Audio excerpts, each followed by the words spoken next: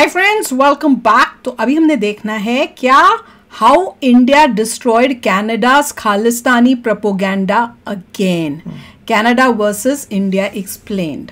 मतलब इसने ट्रूडो को, इसमें इतनी ईगो थी और इतना अपना लालच था गद्दी का कि मैं पावर में रहूं कि उसने इंडिया के साथ पंगा लिया। और हमने उसकी इंटरव्यू भी देखी थी जिसमें, और वो इंटरव्यू इंडियन अमेरिकन ब्लॉगर में है, पर पूरी फुल इंटरव्यू उसकी देखी थी हमने, जिसमें साफ दिख रहा था कि उसको अंदर से ये गुस्सा था कि भैया जब मैं G20 पे गया तो वहां पे मेरे साथ जो हुआ उसमें उसको प्रॉब्लम थी। फिर उसको ये प्रॉब्लम थी कि भैया इंडिया का जो मीडिया है वो मेरे बारे में मजाक उड़ा रहा है और उस टाइप से कर रहा है। तो उसने उसमें खुंदक में बैठा हुआ है, साफ दिख रहा था। एक मैच्योर्ड प्राइम मिनिस्टर नहीं है वो कंट्री का। जिस तरह से उसने इंटरव्यू दिया, कोई एक मैच्योर्ड समझदार पीएम होगा वो ये सब बातें नहीं बोलेगा। वो अपनी जो कहते हैं ना, वो दिखाएगा कि मैं सोच में कितना बड़ा हूं। वो बड़ी प्रोफेशनल वे से बात करेगा। उसने ऐसी बातें की हैं कि उसको देख के वो ऐसे लग रहा था राहुल गांधी का दूसरा वो है रूप। तो चलो यार वीडियो शुरू करते हैं। वीडियो शुरू करने से पहले अगर आप चैनल पर नए हो और आपने अभी तक सब्सक्राइब नहीं किया तो जल्दी से पहले सब्सक्राइब के बटन और बेल आइकन को क्लिक कर लो ताकि आपको हमारे सारे न्यू वीडियोस के नोटिफिकेशन मिल जाएं जैसे हम अपलोड करें। अगर आपको वीडियो पसंद आता है प्लीज लाइक एंड शेयर। चलिए शुरू करते हैं। आज हम बात करेंगे एक ऐसे देश की जिसकी इकोनॉमी बर्बाद हो चुकी है, जहां हाउसिंग और कॉस्ट ऑफ लिविंग क्राइसिस फैल गया है, जहां पर माफिया और गैंग्स ने पूरी तरह से टेक ओवर कर लिया है, जहां की गवर्नमेंट ओपनली डेजिग्नेटेड आतंकियों और आतंकी सिंपैथाइजर्स के साथ कोलैबोरेशन करती है। अब ये सब सुनकर आप सोच रहे होंगे कि कहीं ये पाकिस्तान या सोमालिया की बात तो नहीं कर रहा, लेकिन नहीं, हम बात कर रहे हैं एक डेवलप्ड कंट्री की, यानी कनाडा। हेलो, ये देखो, नहीं, ये अमृतसर नहीं है, कनाडा ही है, जहां के लीडर जस्टिन ट्रूडो ने भारत के खिलाफ एक डिप्लोमेटिक जंग छेड़ दी है बिना किसी प्रूफ के। बाय द वे, यही तो देखा हमने पूरा। और इस जंग में यूके और अमेरिका जैसे देश उनके साथ खड़े हैं। तो आज हम आपको दिखाएंगे इस जंग के पीछे का बहुत शॉकिंग रीजन, और क्यों इन देशों को लगा कि इंडिया डर जाएगा। लेकिन इंडिया के रिस्पांस ने तो सबको चौंका दिया है। उन्होंने कहा कि चाहे कनाडा हो, अमेरिका हो या पूरी कायनात हो, अब आर पार की लड़ाई हो जाए। भारतीय विदेश मंत्रालय की तरफ से तमाम जो हमारे राजनयिक हैं, जो वहाँ पे जितने भी हमारे राजनयिक हैं, उनको वापस बुलाने की बात कही गई है। तो आइए आज हम बात करते हैं उन शॉकिंग रीजंस की कि क्यों कनाडा आतंकियों के साथ खड़ा है और क्यों इंडिया ने उनके साथ आर पार की जंग छेड़ दी है, और कैसे ये दोनों देशों की रिलेशनशिप शायद और भी खराब हो सकती है, और इंडिया को अपनी सिक्योरिटी के लिए क्या कदम उठाने की जरूरत है। हेलो, श्याम शर्मा शो के इस एपिसोड में आपका बहुत बहुत स्वागत है। मैं हूं सेक्युलरिज्म का सीईओ श्याम शर्मा, और आप सबको एक सेकंड प्रणाम।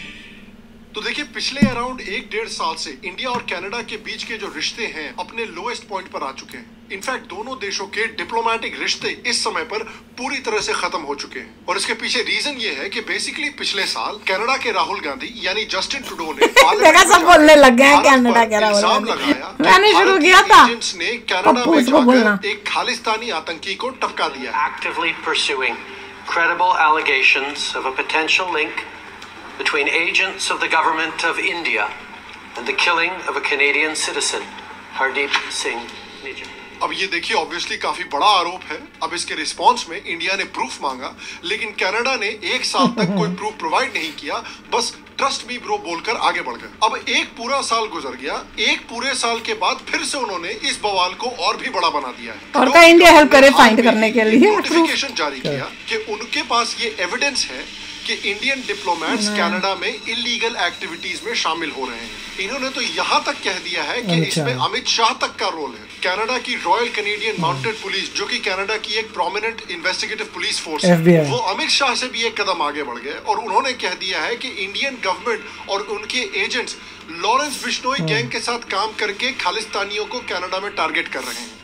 From an RCMP perspective is the use of organized crime elements, and I will say what we, and it's been publicly attributed, and उसने इतना झूठ बोला कि लाइट ही ऑफ हो गई। One organized crime group, बताइए, Lawrence Bishnoi बोला था।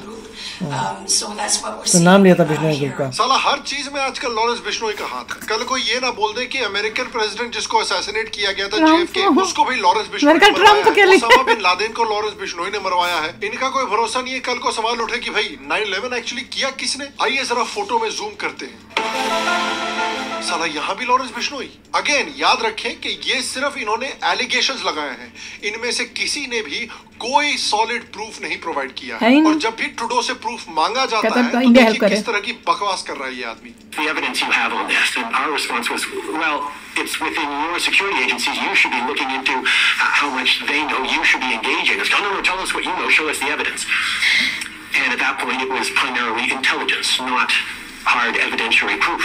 ये बोल रहा है कि इसके पास कोई प्रूफ नहीं है। तो मैं कह रही हूं। उल्टा इंडियन इंटेलिजेंस एजेंसीज के पास प्रूफ है, इसलिए इंडिया को अपनी इंटेलिजेंस एजेंसी से प्रूफ निकलवा के हमको देना चाहिए। ये लगा रहे हैं। मतलब अगर हम बिना प्रूफ के बकवास कर ही रहे हैं तब तो श्याम शर्मा शो के पास भी बहुत ही इनक्रेडिबल इन्फो आई है कि जस्टिन ट्रूडो एक्चुअली अपने बाप की औलाद नहीं है, बल्कि उसका असली बाप क्यूबा का एक्स डिक्टेटर फिडेल कास्ट्रो है।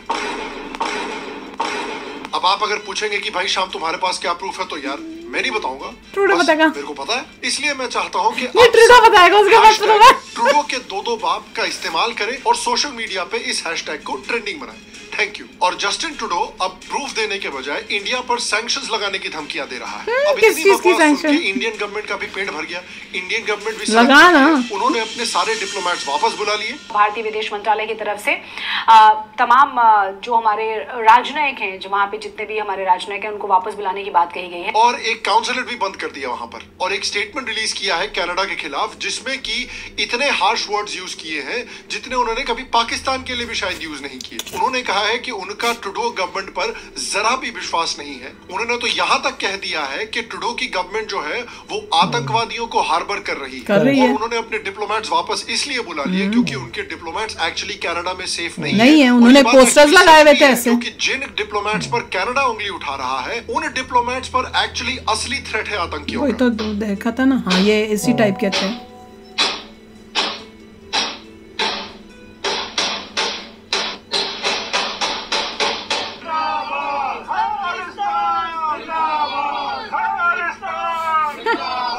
उनको मारने की धमकी देने वाले पोस्टर्स खालिस्तानी लगा रहे हैं पूरे कनाडा में इस समय। इनफैक्ट हाल में ही ये भी प्रूव हो चुका है कि कैनेडियन गवर्नमेंट के डायरेक्ट कनेक्शंस थे गुरपतवंत पन्नू जैसे डेजिग्नेटेड आतंकवादियों के साथ। And Six for Justice have been communicating with the Prime Minister office for the last 2 to 3 years, detailing all the spy network that Indian High Commissioner। याद रखिए इसका accent American है ही नहीं। जो कनाडा के हिंदुओं को धमकी देता है कि वो कनाडा छोड़ के चले जाए वरना आपके साथ क्या होगा।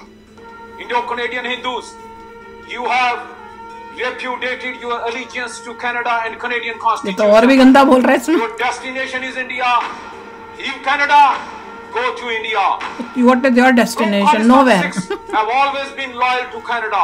Oh। They have always sided with Canada and they have upholded the laws and। जो अपने देश यहाँ पैदा होता वहाँ साइडेड नहीं हुआ तो लॉयल नहीं हुआ कहाँ। सिख पंथालियों एयर इंडिया में सफर नहीं करना, जानू खतरा हो सकता। वो इंडिया के ऊपर इजराइल के अक्टूबर 7 जैसा हमला करने की धमकी देता है। उसमें सीधे Learn from Palestine, Israel conflict।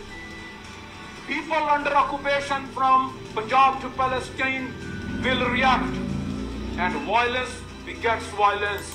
तो ये लोग खुद एक डेजिग्नेटेड आतंकवादी के साथ काम कर रहे हैं और फिर इंडिया पर उंगली उठा रहे हैं। ये तो वही बात हुई कि वक्फ बोर्ड दूसरे ऑर्गेनाइजेशंस के ऊपर आरोप लगा रहा है जमीन खोरी का। और आयरॉनिकली देखिए, जब भी इंडिया पे किसी बाहर वाले से हमला होता है तो हमेशा इंडिया में ऐसे कुछ लोग होते हैं जो इंडिया के साथ खड़े होने के बजाय बाहर वाले के साथ खड़े हो जाते हैं। और इस केस में भी यही हुआ है, चाहे आरफा खानूम हो, चाहे देशभक्त हो।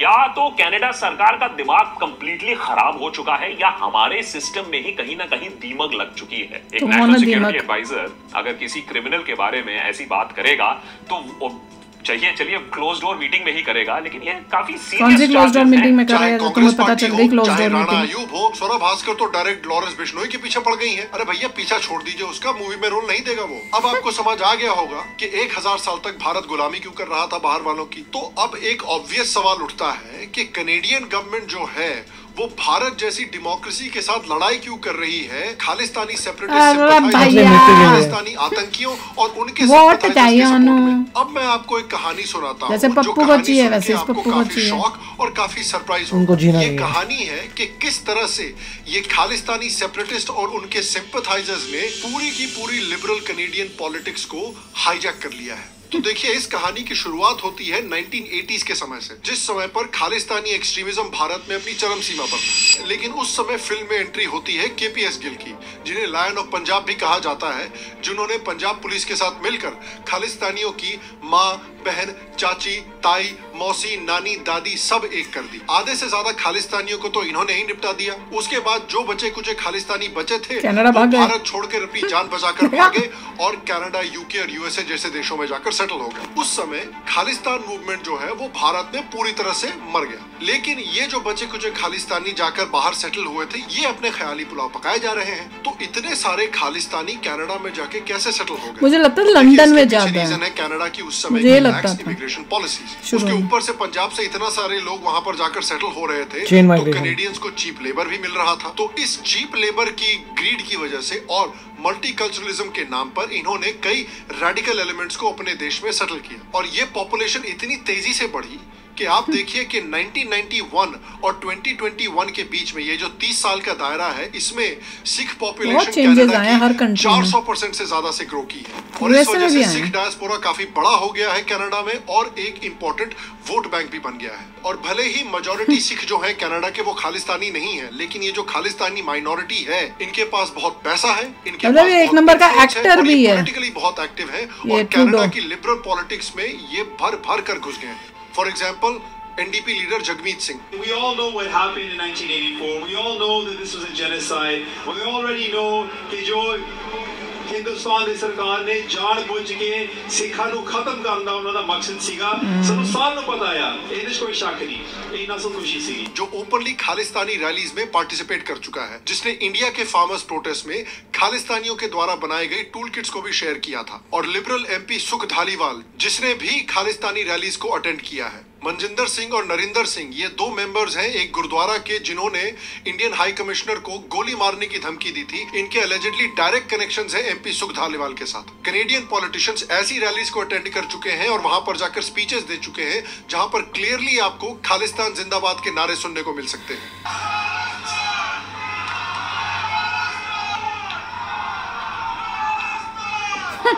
जो कह ही नहीं जगह उसका नाम ले लेके जिंदाबाद। इंडियन फ्लैग को जलाते हैं और एंटी इंडिया स्लोगन्स चांट करते हैं। तो इतना इन्फ्लुएंस खालिस्तानियों का कनाडा में कैसे आया? वो इसके देखिए दो आंसर्स हैं, मनी पावर और पॉलिटिकल पावर। पहले बात करते हैं मनी पावर की। ये लास्ट जो सीन देखा था जिसमें अपना हमारा फ्लैग का इतना डिसरिस्पेक्ट कर रहे थे, ये देखो आगे फ्यूचर में दिखेगा ये यही कनाडा के फ्लैग के साथ करेंगे, क्योंकि ये बने ही इस टाइप के लोग हैं कि इनको कहीं जहाँ रहेंगे वहाँ के देश की इज्जत करनी इनको नहीं आती। उसका लीडर ही जब कह रहा है कि देखिए आप चाहते हैं, आपको पता होगा, वो लोगों को अपने बता रहा है कि पता होगा रॉयट्स के बाद गवर्नमेंट आपको खत्म करना चाहती है, तो लीडर ही गड़बड़ है।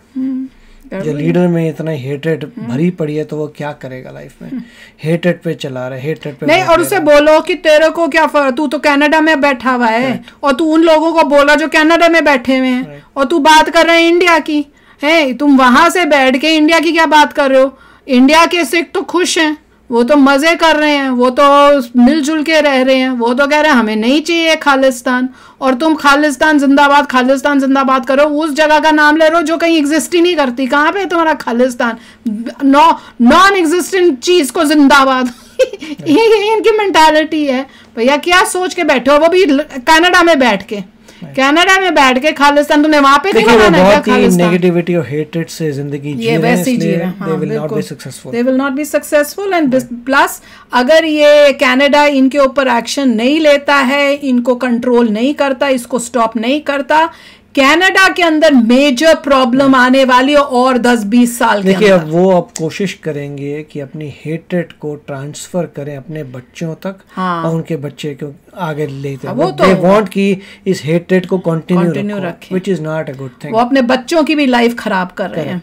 अपनी तो की अपने बच्चों की भी कर रहे हैं। नहीं तो तुम कनाडा चले गए हो, वहाँ अच्छी जिंदगी जियो, अच्छा कुछ जिंदगी में बनो, अच्छे काम करो। अगर किसी को प्रॉब्लम है तो वो इंडिया में करेगा, but you should not be you are not a part of India. तुम्हें कोई इंडिया से लेना देना नहीं, तुम्हारा कोई हक ही नहीं बनता इंडिया के बारे में हिसाब से सोचा, तुमने कंट्री छोड़ दी, तुम्हारा था, अब तुम अपनी जिंदगी जियो, आराम से जियो। तुम्हारी कंट्री अब कनाडा है, कनाडा में बैठो। प्रॉब्लम अब तुम किस बात की जगह मांग रहे हो? तुम तो कैनेडियन सिटीजन हो गए। कांग्रेस ने क्या किया, वो कांग्रेस की पागलपन था जिसने एक प्रॉब्लम क्रिएट की थी। Everybody knows. अगर वो देखें तो पंजाब में कभी कांग्रेस को जीतना भी नहीं चाहिए, उसके बाद भी जीत रही, तो अपने आप को रिफ्लेक्ट करो कि जिस गवर्नमेंट में तुम पे ये सब किया तुम उसी को वोट देते हो। You should have thought about it. अब जाके आम आदमी पार्टी को दिए, जो भी बिल्कुल ही निकम्मी पार्टी है, तो क्या है, तो अपने को देखो, अपने एक्शंस को। वहाँ मोदी जी देखो कोशिश कर रहे हैं कि ऐसी कोई दरारें ना पड़े, इतना रिस्पेक्ट दे रहे हैं, तुम पॉजिटिव चीजें करो जिससे देश आगे बढ़े, पॉजिटिव लाइट में चीजें तुम इंडिया से गए हो, इतनी हेट्रेट है कि तुम हेट्रेट की वजह से सब कार्य करो और अपने बच्चों को भी इस हेट्रेट में झुलस दोगे तो वेरी नेगेटिव। नहीं, और इंडिया से गए हो कनाडा में, अच्छा अपना दिखाओ ताकि तुम्हारे को भी लोग अच्छी नजर से देखे। तुम्हारे इस कामों से दूसरे इंडियंस के ऊपर उनकी लाइफ खराब हो रही है कनाडा में। जो एक्चुअल कैनेडियंस है वो ना तुमको पसंद करेंगे ना किसी और को। तुम्हारी वजह से वो हर इमिग्रेंट को अब हेट करेंगे। ये तुम्हारी बदौलत हो रहा है सब कुछ। तो चलो यार, अपने बच्चों की लाइफ खराब कर रहे हैं वो। फिर वहां पे अब बैठे हुए बच्चे जो तुम्हारे उनके लिए प्रॉब्लम्स होंगी अब कनाडा के अंदर। तो चलो यार, आप भी शेयर करना अपने थॉट्स। चलते हैं, मिलेंगे नेक्स्ट वीडियो में बहुत ही जल्द। Till then take care and bye bye. तो अगर आप मेरे इस चैनल पे नए हो तो जल्दी से सब्सक्राइब के बटन को हिट करो और बेल आइकन को क्लिक करो ताकि आपको मेरा जब नया वीडियो मैं लगाऊं आपको उसके बारे में जल्दी से पता चल जाए।